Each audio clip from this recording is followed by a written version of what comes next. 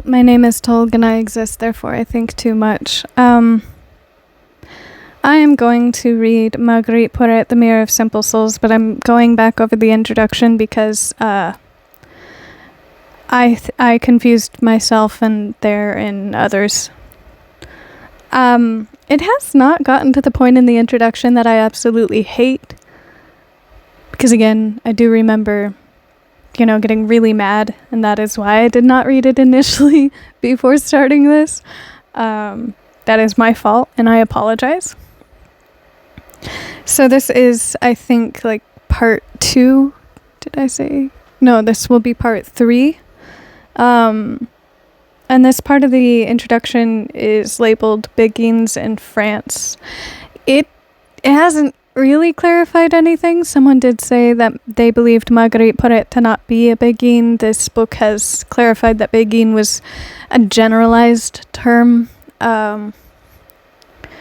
So, yeah.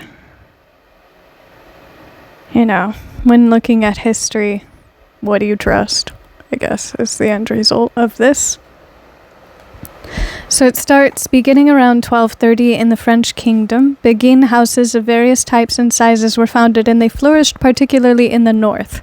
These French Beguine houses received powerful protection from individual clergy who were favorably impressed with the piety of the women, and from wealthy persons, often women from either the nobility or upper-class bourgeois, who furnished lands and buildings and convinced local magistrates to support these houses.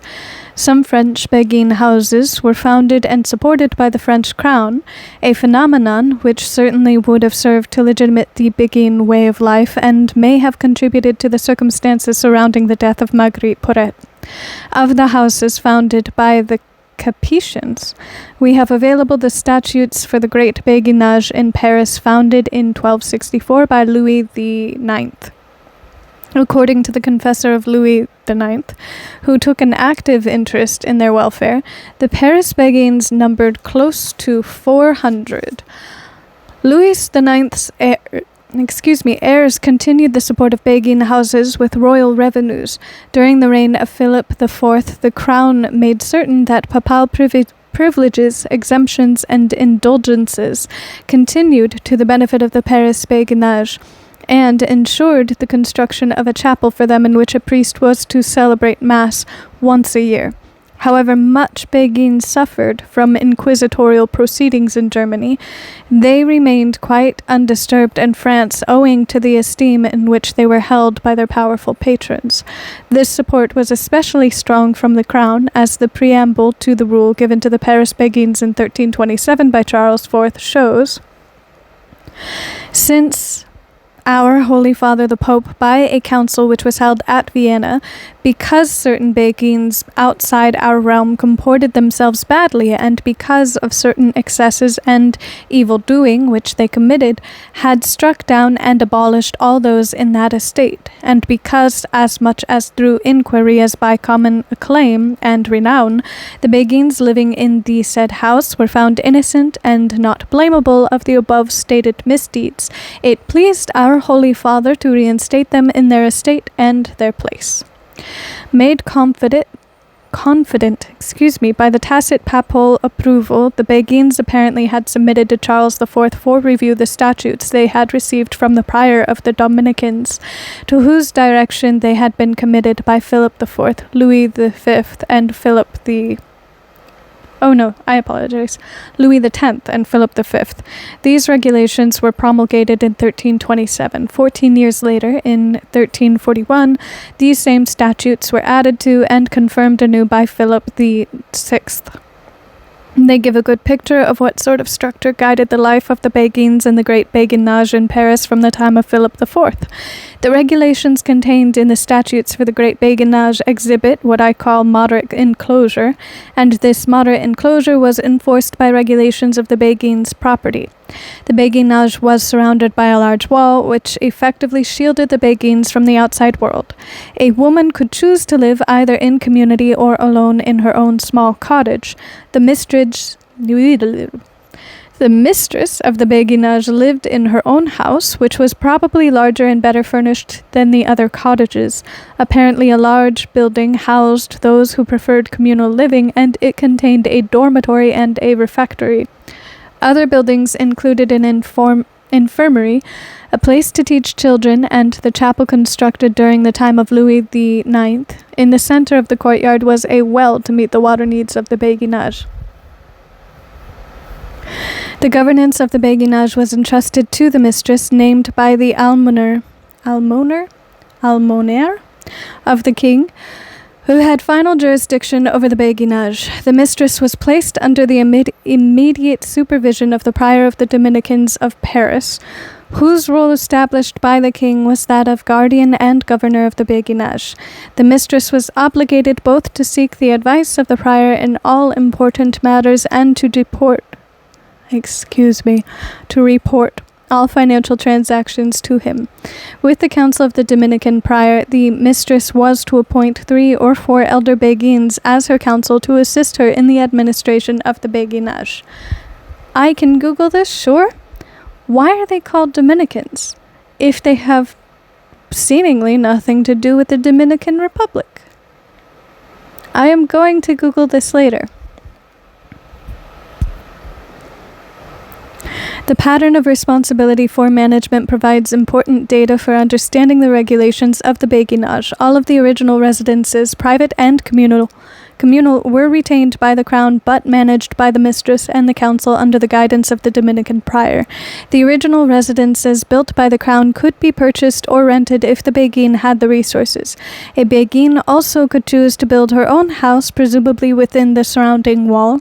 The picture seems to be a sort of 14th century condominium community. The béguines certainly were allowed to have commerce with the outside world, and the principles of enclosure to which they were subject were of a modified sort. There were times when the women could leave the béguinage in contrast to their cloistered sisters in regular orders. 4 articles of the statutes of 1341 demonstrate enclosure's themes and delineate clearly the circumstances under which béguines were permitted to leave the béguinage. Béguines were allowed to leave their precincts only with permission of the mistress and in the company of a companion approved by the mistress. Failure to comply meant immediate dismissal. That the circumstances under which the Paris béguines could leave the béguinage were strictly regulated is clear. 3 of the articles indicate that the first infraction of those regulations was cause for punishment only. In the first article, however, should a béguine leave the béguinage without approval or without an approved companion, the first infraction was grounds for immediate dismissal. Moderate enclosure was also maintained by carefully regulating entry into the béguinage. 4 articles deal with who may enter the béguinage and when. No man, secular or religious, regardless of class or station, could take any meal within the béguinage without the expressed permission of the mistress. A béguine who lived en convent, really bad at French, really sorry, could not receive any man in her room, but could speak with him in the refectory or in the chapel. The infraction of this regulation had immediate consequences. If a béguine were found alone with a man, and if there were any suspicion of malfeasance, she would be dismissed. Apparently on the first infraction. Finally, no man could sleep overnight in the béguinage, nor could any male child, no matter how young. The béguine in whose room such a male was found would be dismissed immediately. It is clear that the moderate enclosure principles held for entry as well as exit. Apparently, there was no prohibition of female acquaintances of béguines from entering the béguinage, only male presence was curtailed. The property regulations of the statutes pertain to real estate, and there are 2 general classifications: the disposition of the houses of those béguines who were dismissed from the béguinage for infractions of the rules noted above, and the regulations pertaining to the houses of the resident béguines. The article pertaining to the first category is straightforward.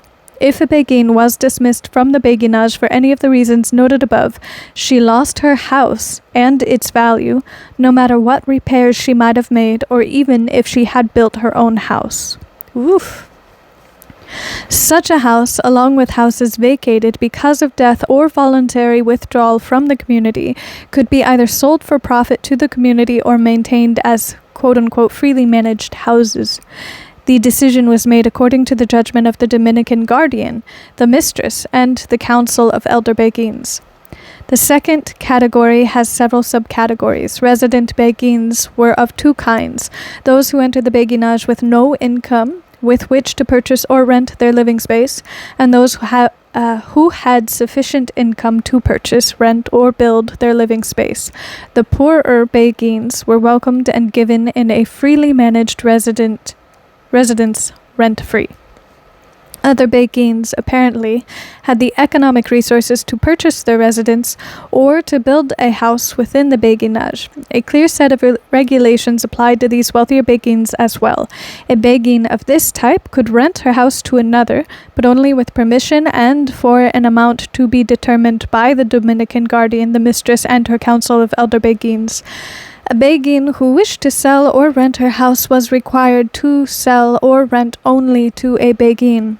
Failure to comply meant return of the house to the beguinage, which could sell the house for common profit.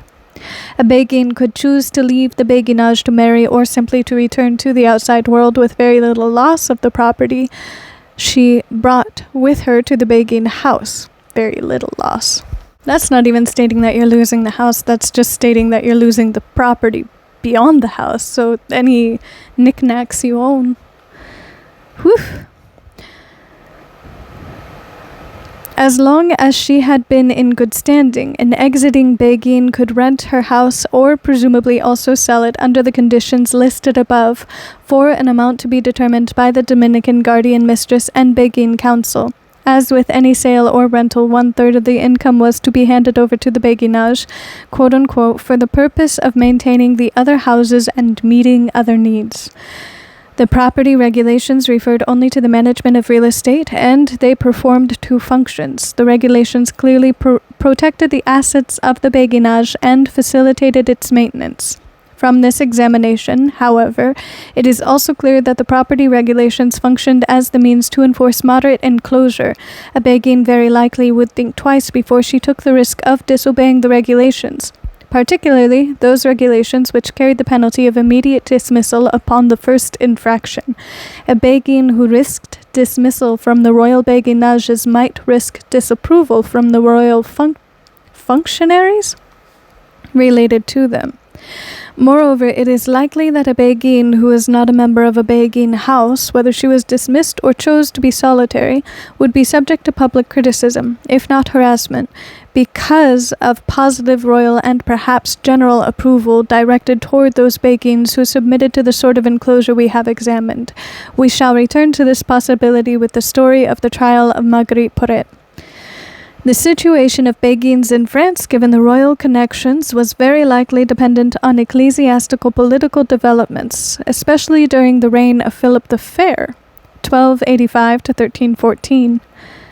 While it is not my intention to discuss in detail the major issues of the reign of Philip IV, we must review some aspects of it, including a general review of his suppression of the Templars, to provide insight into the dynamics surrounding the trial and death in 1310 of Marguerite Porete. Philip IV was a pious leader who was genuinely concerned about the fate of the church and who took seriously his title as quote-unquote most Christian king. Philip's political goals included the church, and his view of himself as a faithful son of the church informed his policies for his kingdom. The overall program of Philip the Fair was the centralization of authority in France, and one of the primary tasks of centralization was to garner loyalty to the king. So he was using religion as a militaristic rule. As long as loyalties were divided between papal authority and secular authority, such centralization could not take place. The union of the idea of sacred king with the idea of the holy country facilitated the emergence of the French state. Does most Christian not necessarily mean most Catholic?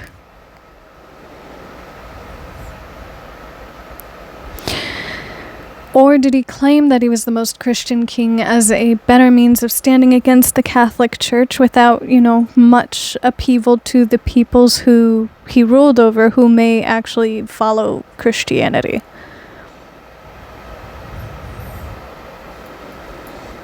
The developments of Philip's administration had important implications for the church. Philip IV and the church leadership in France were mutually dependent, and Philip had no desire to abolish the special status of clergy in his realm. While royal centralizing efforts caused some problems for the clergy, the disputes were settled by negotiation and compromise on both sides. I assume that's land negotiations. You can move this much closer, you own this much land, you have this much right on that land. In fact, the French secular clergy, that's odd, seem to have had more confidence in the royal government than in the papal curia. Well, yeah, they're secular. The price of papal intervention was papal interference in local affairs. This is also in quotations since the word seem, and they have not ended. Which was always expensive and not always helpful. Decisions made by outsiders might be impartial, they might also be ill-informed, unquote. Papal intervention was always expensive and not always helpful. At whose expense? That was the secular clergy, so is it the commoner's expense? Or the whole country's expense? The king's expense or the church's expense? In short, the leaders of the church in France seem to have concluded that their welfare could be best served by working with and through royal officials and friends of the king. Forces of centralization thus included the French clergy, and if one ought not to speak of a French church per se, one can speak of clergy more loyal to the king than to the pope. Conflicts between the crown and the clergy had more to do with the negotiation of the limits of temporal and spiritual powers within the realm. Weird. They were debating on how much God can do? Huh. Well, okay, so if France was a king appointed by God, some kings and emperors in history were not only appointed by God, but came from holy lineage themselves. Like, their blood was holy. So that'd be interesting if that were another factor into it. This shift of clergy loyalty to the king and away from the pope played a large role in the events surrounding the suppression of the Templars, an objective unattainable without the cooperation of the clergy. So that was before the Swiss army was the army of the Catholics. This is when the Templars were the army of the Catholic Church. Oh, here we go. The Templars were a military religious order founded in the early 12th century as a part of the Christian effort to reclaim the Holy Land from Muslim hands.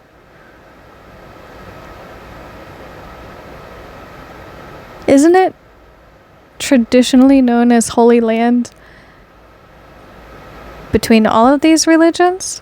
And was not Catholic religion born initially from Islam and Muslim belief? Catholicism certainly is not as ancient as either Muslim or Islam. So how are they claiming the land back? That is bizarre. Templar involvement in the Crusades netted them extensive land holdings both in Palestine and Syria, as well as in the West, especially in France. They bore the bulk of responsibility for the defense of the Crusader states in the East, which served to augment their power and influence, because that would have been the head of trade, as it's still, a centralized region for if you do get a port there, you would be internationally heading trade. It's a lot of countries cloistered together, and in that area you'd be able to access many countries further from there, especially given the waterways involved in that area.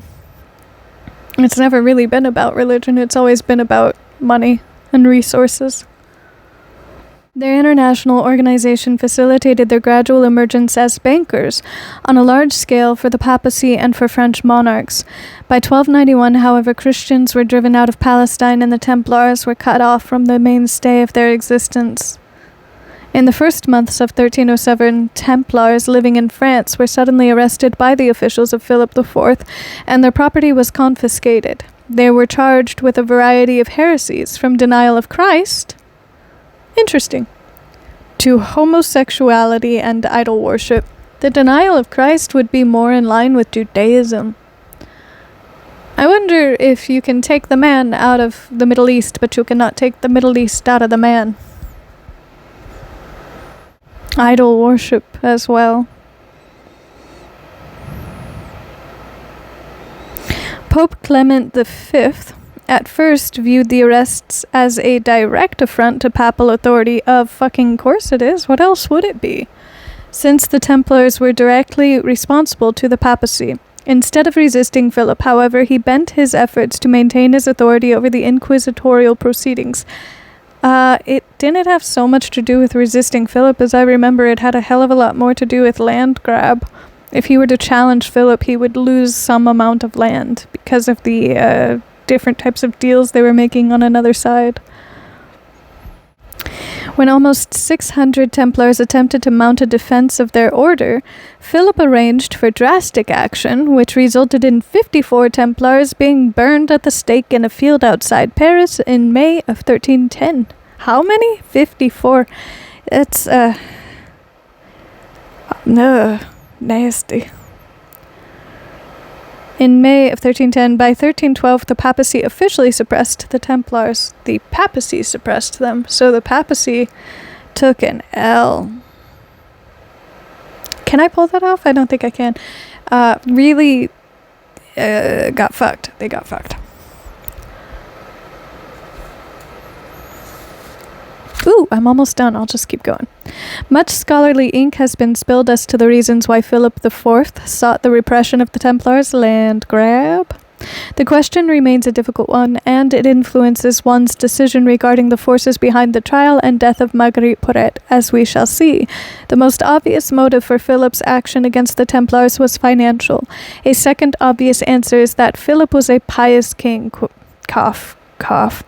And he took the charges of heresy against the Templars very seriously. However, the real coup for Philip, it does say coup, was related to the success of the royal propaganda of Philip as a loyal defender of the faith. I don't know why I added an F in there. Faith? Oh. And I appreciate that they call it royal propaganda. I doubt any man who has amassed enough power to rule a nation has honest-to-God faith in God. Okay, exceptions to every rule. I'm sure there were a number of leaders that honestly believed in God, but I would definitely argue that there are a hell of a lot more that just simply believe in themselves. The king was portrayed as the champion of orthodoxy, a faithful guardian of the church, quicker than the pope to detect heresy, and zealous to suppress it, because religion is the easiest way to rule large groups of people.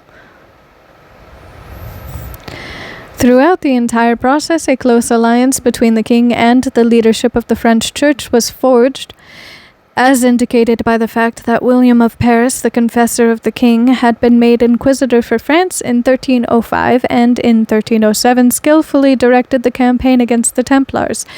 Quote, instead of the Pope having a right to intervene in secular affairs to preserve justice and peace, the King of France was praised for intervening in ecclesiastical affairs to preserve the faith, unquote. And that is why he would need to present himself as the most pious king and the most Christian king, is because either you give power to the church to sway secular, or you give power to the king to sway the church. And at the point that the Catholic Church was and still is, they are constantly trying for a land grab, for amassing power and becoming a nation in and of themselves. So it would have been, but they are also not forthright with that, so to admit that would also be difficult to try to explain it to a large group of peoples who themselves also hold faith. Promotion of the theme of sacred king and holy country, centralization of authority in the crown, loyalty to the king on the part of the clergy, and the image of the king as tireless defender of the faith in opposition to heresy. All these factors came together in the trial of Marguerite Porete. Alright, so that is where I will stop. There's someone just shining their brights into the house, which I'm pretty used to at this point. And I will pick this up in part 4. It is not my fault that the introduction is so long. Oh, actually, I was going to say this. There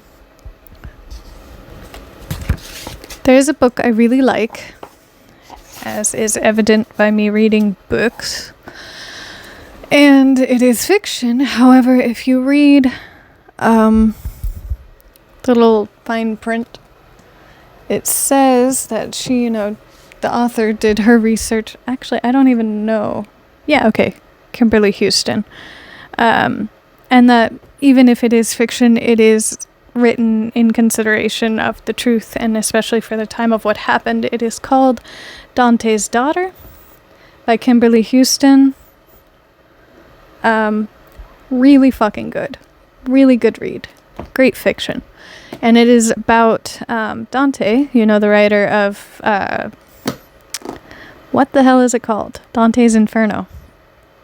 And takes the look from the perspective of if Dante had a daughter. I don't know if he did, so let's say if, from her perspective, traveling with him in his pilgrimage through France. And it goes over exactly that time, that king, what the king was going through, and the béguinage.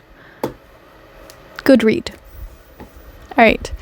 Bye-bye. Take care of yourself. Eat well. Drink well. Have fun. Blah.